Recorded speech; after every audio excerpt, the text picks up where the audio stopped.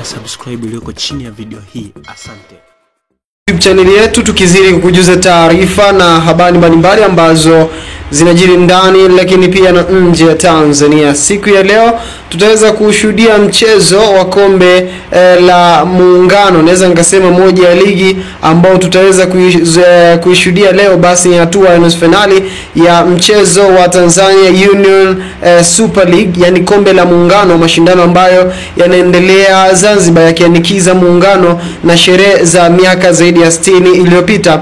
Na wakati sherehe hizo zikiendelea, leo kutakuwa kuna mchezo wa nusu finali ya pili. Hapa ni kati ya Zimamoto FC kutokea visiwani Zanzibar dhidi ya klabu ya Dar Young African wakitokea Tanzania. Na mchezo wa kwanza tulioshuhudia siku ya jana ni kati ya JKU dhidi ya Azam FC, ambapo Azam walikubali kichapo na kuondoshwa katika mashindano hayo, na sasa timu ya JKU ikawa imetinga hatua ya finali. Sasa ni zamu ya klabu ya Dar Young African kutokea Tanzania bara dhidi ya Zimamoto FC kutokea Tanzania visiwani. Timu hizi zitaenda kukutana katika nusu finali ya pili, na anayefuzu hapa anaenda kukutana na JKU katika hatua ya finali. Na usisahau kwamba bingwa mtetezi wa kombe hili ni klabu ya Wekundu wa Msimbazi Simba, ambao walitoa katika msimu uliopita, msimu 2023-2024. Na Yanga wanakuambia kwamba moja ya kombe ambalo wanahamnaro sana basi ni kombe hili, maana ni kombe ambalo linaweza kuongezea wingi wa title kunako kabati zao. So ni kombe ambalo wamelipa umuhimu mkubwa, lakini pia ukitazama